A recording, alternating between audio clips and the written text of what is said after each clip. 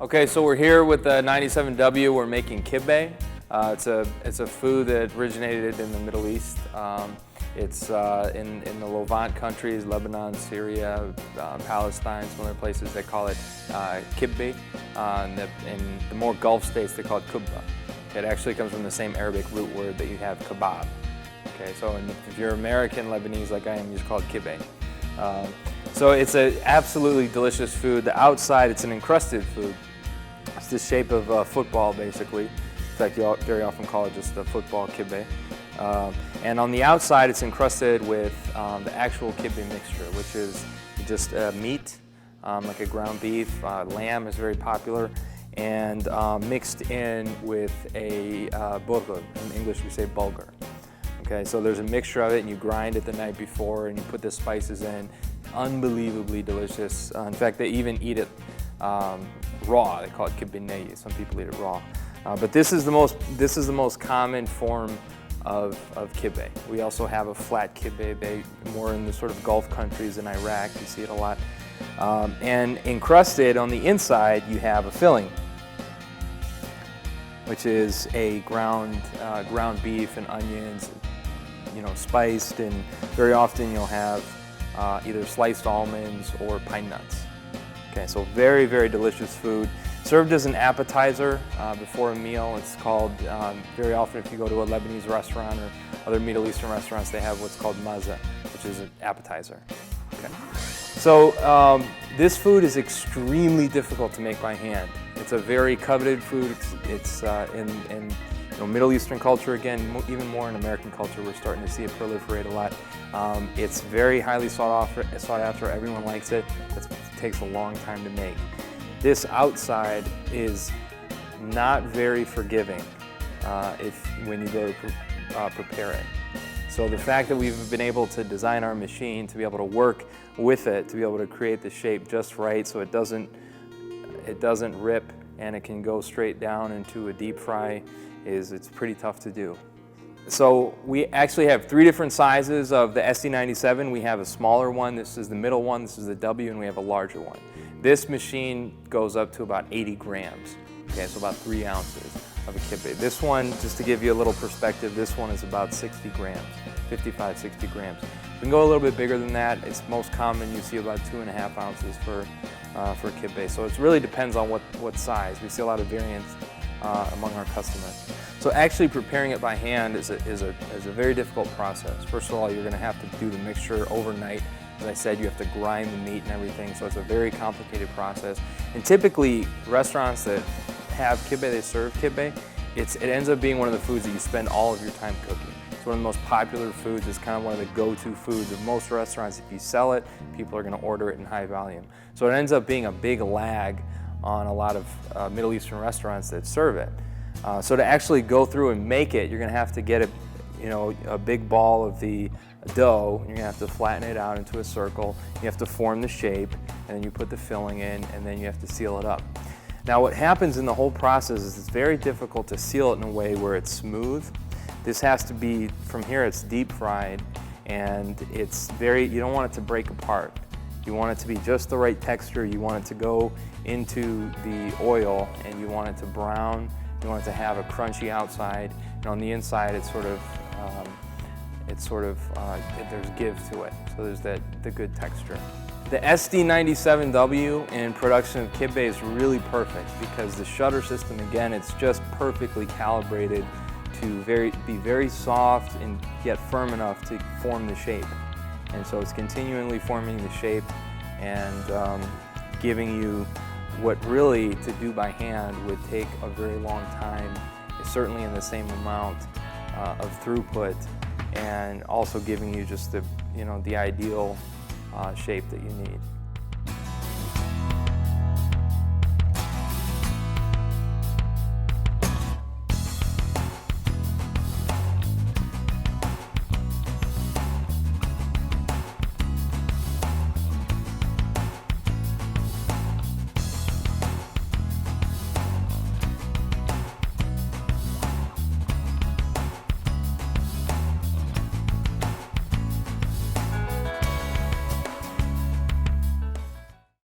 Okay, now we're going to get started on today's show, making kibbeh.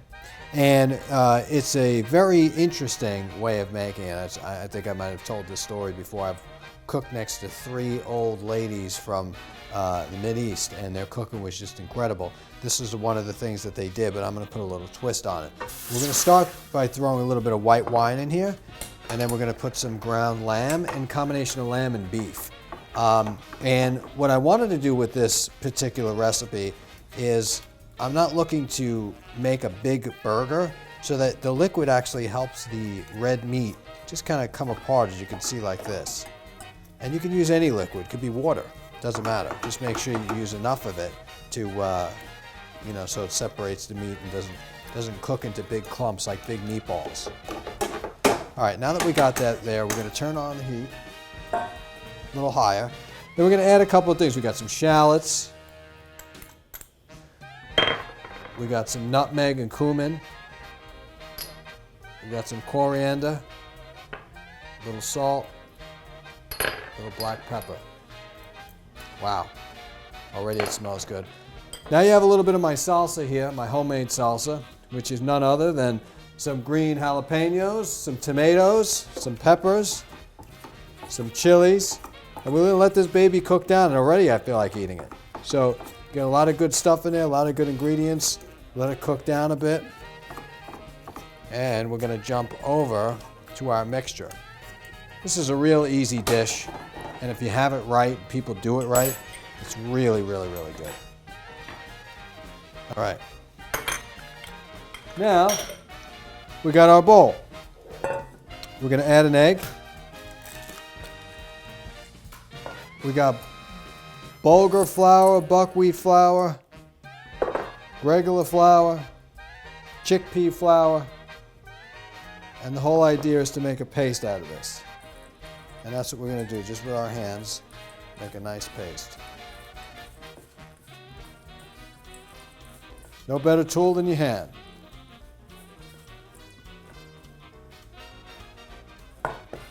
And just work this back and forth. And your whole idea is you want to get it to the same consistency of, like, if you're making pizza, the same bread dough. And what we're going to eventually do is deep fry this, but it doesn't really get entirely deep fried. The first half gets done first. So we got this cooking down. As you can see now, it's starting to lose its mixture, this juice, and this needs to be dry, this mixture. We're going to add some fresh garlic. Wow. Just took it to a whole nother level. Back over here. And you want to be able to form this like we're doing.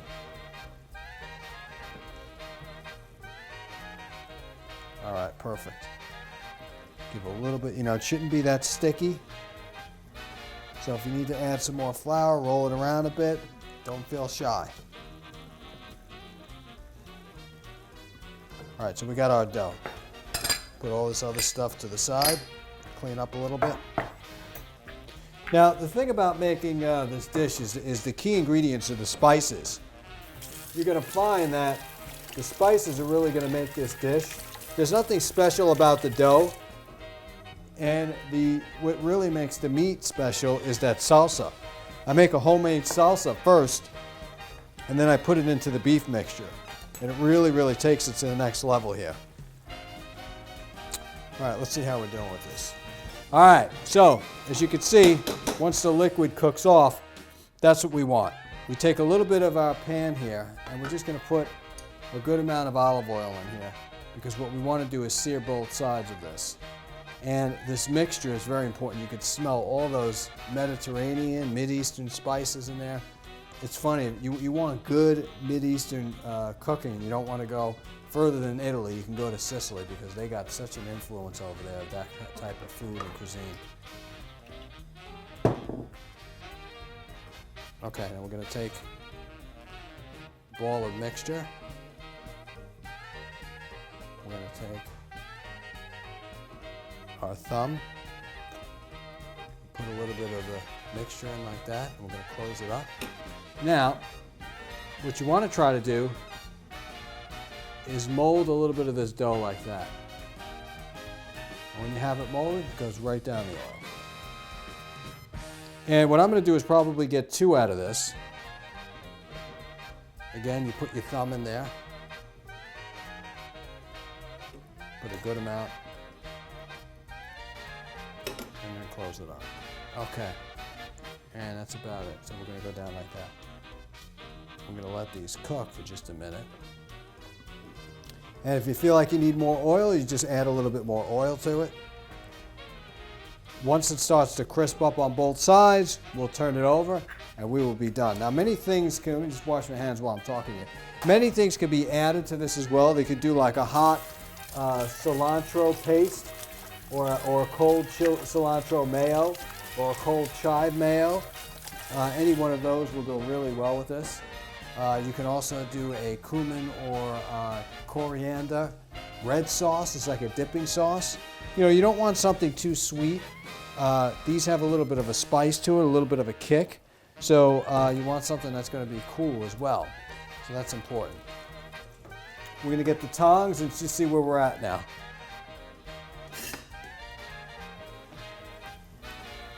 Good. Now you generally don't want your oil too hot.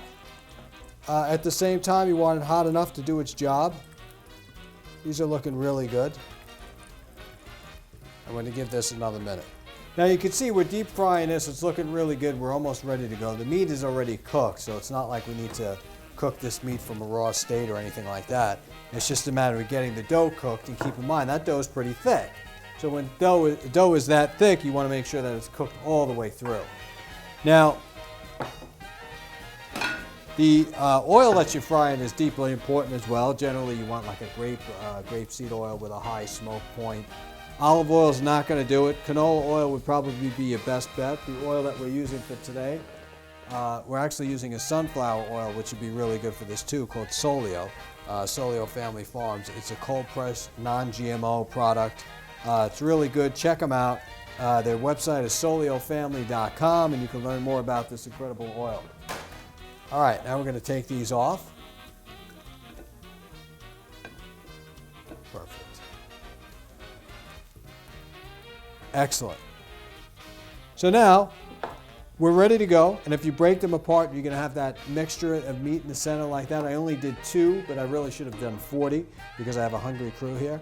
We're not finished yet. Coming up, a quick dessert that you won't want to miss. Stay tuned. Okay, so now we're going to get started on our dessert using Pre-Gel America, their strawberry. Now the strawberry is incredible. Wow, really good. Forte frutto. Wow, I don't know how they get this aroma so strong, but this is really incredible. Anyway, so it inspired me to do a peanut butter and jelly sandwich, Monte Cristo sandwich, so to speak. And what we're going to do is take our peanut butter very generously onto our bread. Now I'm using an almond butter, and this almond butter is not made with any of the harmful additives that you'll probably find in most peanut butters today, such as like shortening, lard, and all this other stuff you can't pronounce. So we're going to put a little bit of, well, look at that. That is awesome. And this is real easy. We're going to cut this baby like that, turn it over, cut it in half. We're going to work quick. We're going to go right in the flour, so the jelly can't ooze out. I'm going to go right in the egg. Now, in this egg mixture, I have vanilla extract. Go into the flour again. We're going to double dip in this. Double dip, double that. And go right into the egg again. Now, we're going to go right into the pan. We're going to do the same thing here. Flour. And this really is going to stop any of the jelly from oozing out, the peanut butter. We go right into the egg mixture.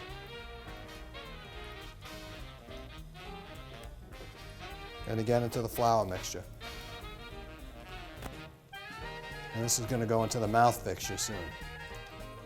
Good stuff. And the pre-gel really gives a great alternative to any jellies, right? Or jams. Now you can have the best of the best with pre-gel. Find out more about these great products. Just go to pregelamerica.com. All right, now, without further ado, flip this baby over. And that's exactly what we're looking at. Flip that over. This is the same way they make fried Oreos and fried this and fried that, Twinkies and all that stuff. But you got to have a stomach to deal with that. Okay, we're going to get cleaned up here. And we are going to put our... We're going to take a little bit of... All right, good. I got everything I need. We're going to take our sandwich, drain it a little bit. One there. A little hot. It's all right. One there. Take a little bit of our incredible pre-gel strawberry. Go over the top.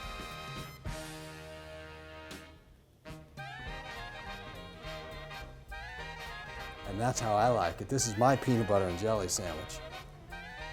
If yours don't look like this, then you're at a huge disadvantage. So here you have it, my version of peanut butter and jelly, which is a peanut butter and jelly Monte Cristo using pre-gel, their strawberry flavor.